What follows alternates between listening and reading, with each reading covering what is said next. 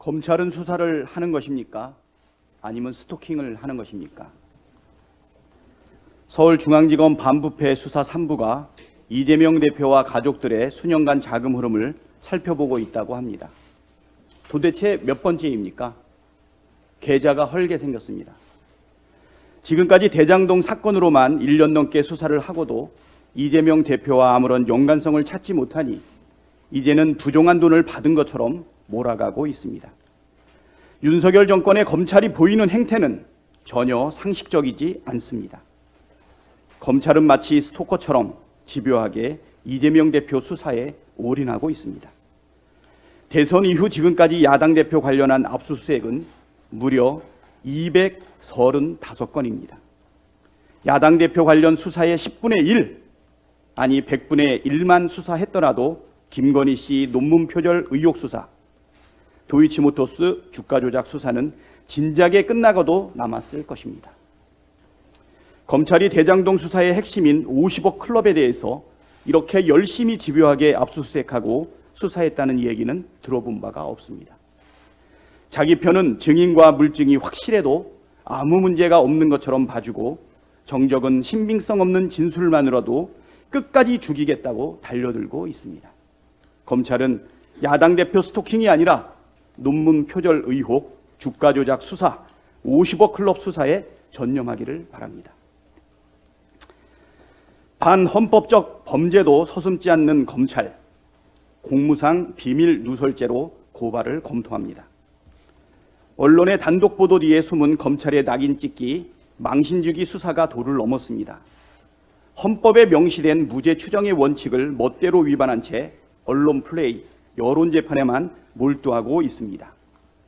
김용 민주연구원 부원장이 긴급 체포된 10월 19일 이후 11월 23일까지 이재명 대표와 그의 주변 인사들을 겨냥한 이른바 검찰발 단독 보도가 무려 144건이 쏟아졌습니다.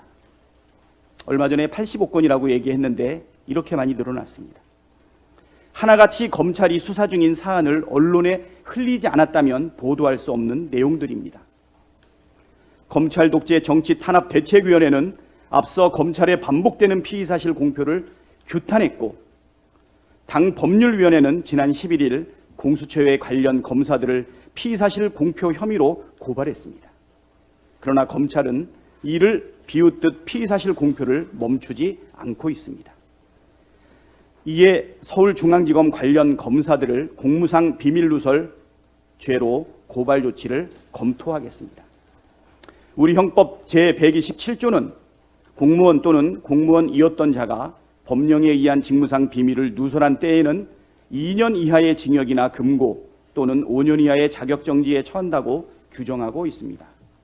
대법원 판례에서도 수사기관이 현재 어떤 자료를 확보하였고 해당 사안이나 피의자의 죄책 등의 정보는 해당 사건에 대한 종국적인 결정을 하기 전까지는 외부에 누설되어서는 안 될 수사기관 내부의 비밀에 해당하고, 그 내용이 누설된 경로에 따라서는 사건 관계인과의 유착 의혹 등으로 수사의 공정성과 신뢰성이 훼손됨으로써 수사의 궁극적인 목적인 적정한 형벌권 실현에 지장이 생길 우려도 있다며 수사 정보 등을 유출하는 것은 공무상 비밀 누설죄에 해당한다고 판시하고 있습니다.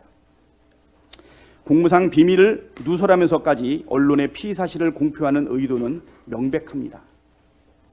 입증되지도 않은 혐의 사실을 언론에 유출해 수사 대상을 사실상 범죄자로 규정짓고 이러한 압박을 통해 없는 죄도 만들어내려는 심산 아니겠습니까?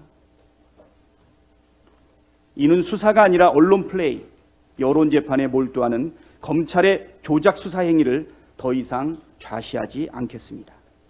고발 조치를 포함한 모든 수단을 강구해 강력 대응하겠습니다. 검찰의 정적 제거 정치 행위 반드시 대가를 치르도록 하겠습니다. 이상입니다.